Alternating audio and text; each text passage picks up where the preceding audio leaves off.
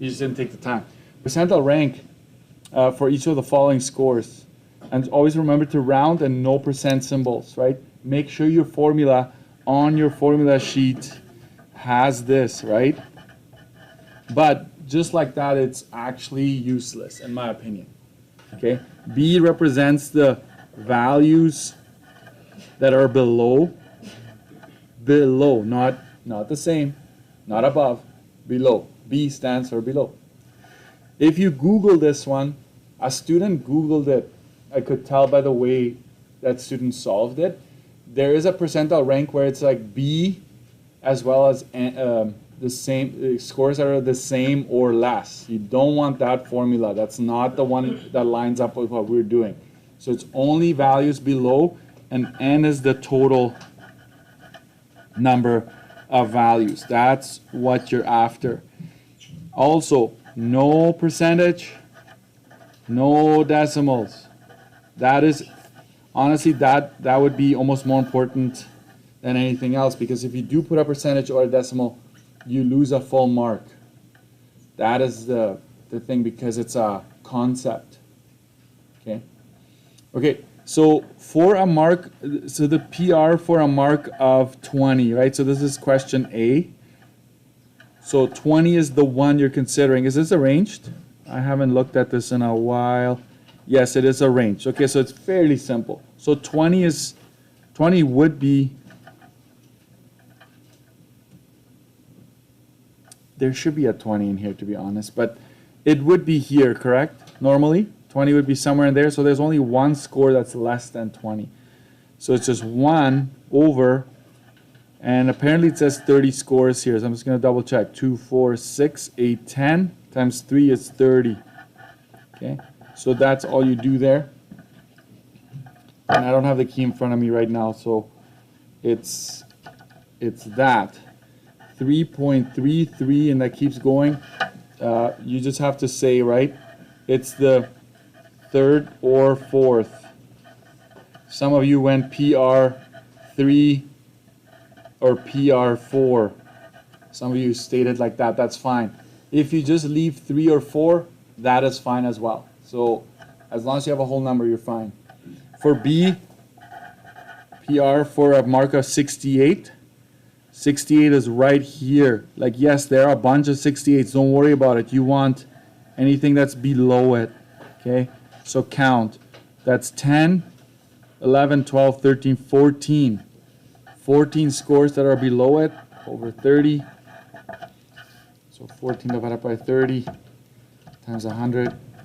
That's 46.66. Keeps going. So you can just say 46th or 47th percentile. Okay, so that means that a score of 68, right, would put you in a place where you could say that 46% or 47% of students scored less than you.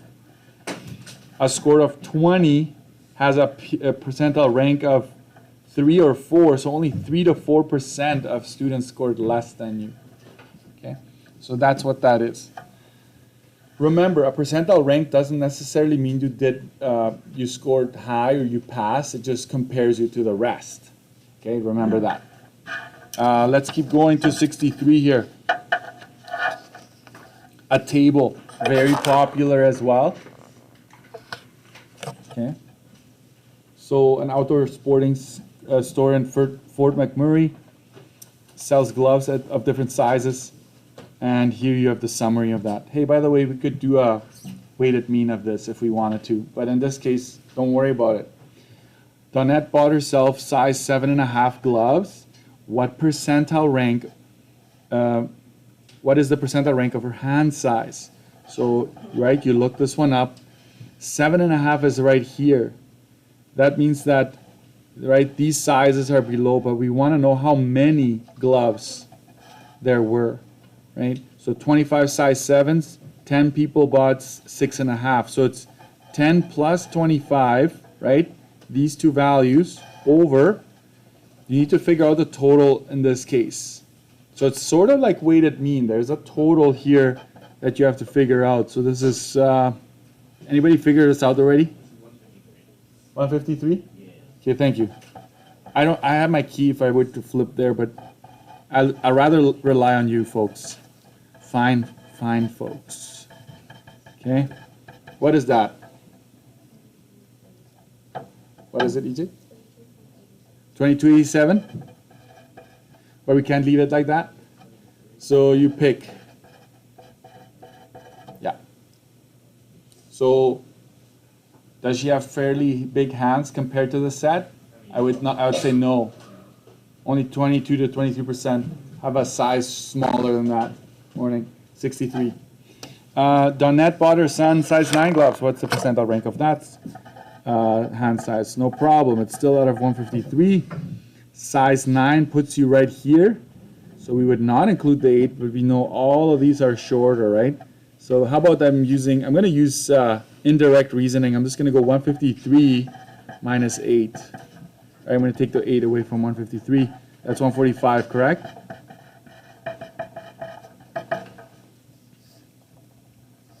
And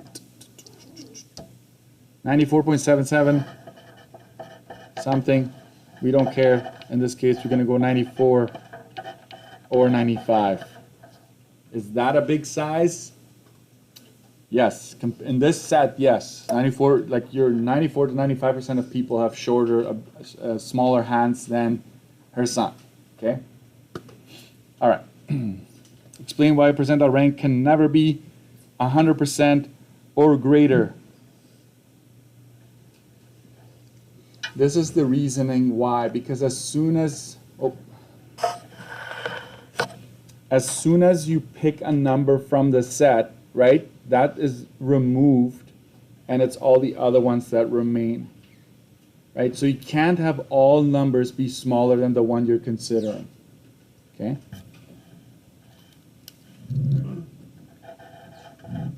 I'll just say this, because you cannot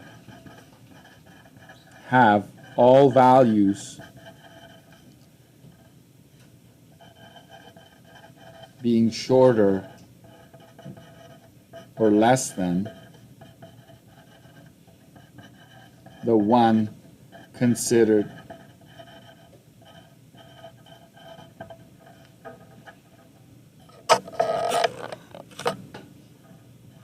So if you have let's say you had a bag full of numbers, as soon as you remove one, this is the one, the value, right? If you remove that, then you have all the other ones that are below.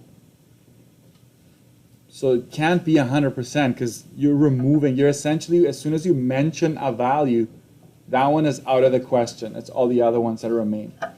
I hope that makes sense. What will be the mode in this case? I hope you could, this one is, yesterday we had a tricky question. We'll go over it soon. But the mode is the easiest one to find. Look, you just look like which size was purchased by most people. 57 people bought size 7.5. So 7.5 is your mode here. Okay. Size 7.5, and why is that?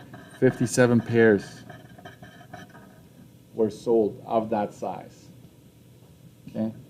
I would like that to stand out, so I'm just gonna orange this. It's not even a term, orange this. Highlight this.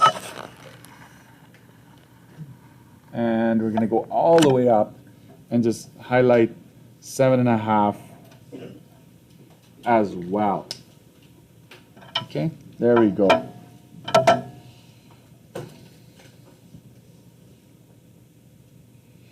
I would like to do at least one backwards example. So this is percentile rank at its finest. Like there could be a table given, a bunch of values, it doesn't matter. The one that's even easier is it's just a sentence, so they tell you this many made less, this is the total, find the percentile rank. I mean, come on, that one is just plug in and go, right? So basically, essentially 3 scenarios that you could be faced with. Let's go back in a few page or two. Yeah, 62. I hope you watched the video that got, it should have taken you through page 61. So we're going to just use 62 here.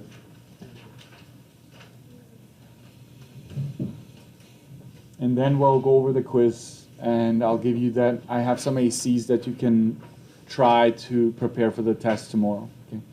John participated in a survey. He learned that his wage was in the 70th percentile. So they're giving you the percentile. And there were 180 people surveyed, right? So this is the what we would call the PR, and this is our N in a sense. How many people surveyed earned less than John?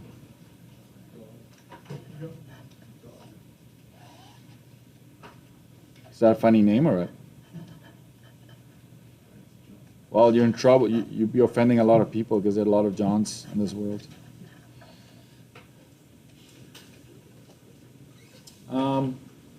Page 62. So you start with a formula. You plug in what you know. And sorry, I might go off of my lesson. Like I may have taught it a little differently, but in a sense everything stays the same. So the 70 goes in there. And I don't know B. I do know N. And that's basically what you just plug it in. And then you undo everything so that B is on its own. It's called isolating. You want to isolate the variable. So I divide both sides by 100 to get rid of that. That gives you 0.7. And then it's B over 180.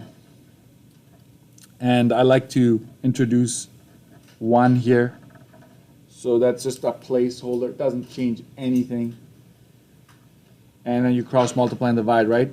So you go to the side where your variable is, you go to the number, and then you start your journey. You would multiply first, and then you would divide second.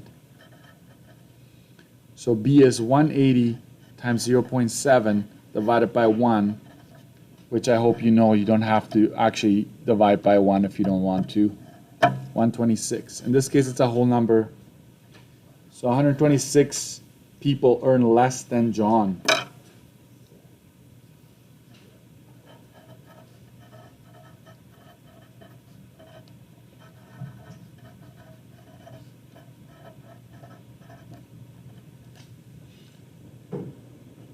In this set, being in the 70th percentile, you're obviously above the median, right? You're on the higher end, like you're doing pretty good in terms of number of people and also percentage-wise.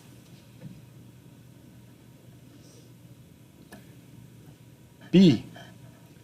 I haven't seen a whole lot of questions like B. I don't think I can remember ever seeing one like this on the exam, but I think it's still worth talking about it. How many people earn more than John? Assume that there are 30 people that earn the same as John. So this question tells you that there's a few that earn the same amount as John. So what I would do is I would go 160.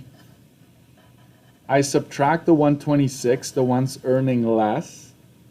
I subtract the 30 people, right? This is less, same. What else do I need to subtract?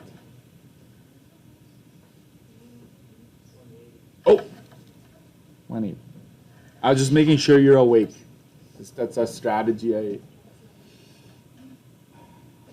I use from time to time. So this would give you basically the right answer, but there's a conceptual thing that you need to also remove John. Would that make sense? Minus 1 John. Okay? So 180 minus 156, actually minus 157, right? So it's 23 people. So there you have it. 23 people earn more.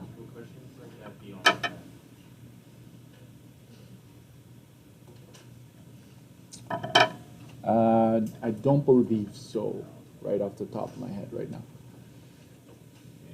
But if it is on there, just think about it, right? Just think about it. I think if you have the information of less, same, and the person, then you just subtract those from the total, and you get your 23 there. Yeah. All right. That's it. Any questions, comments, concerns? I should have a 1-800 number there. Santa's work.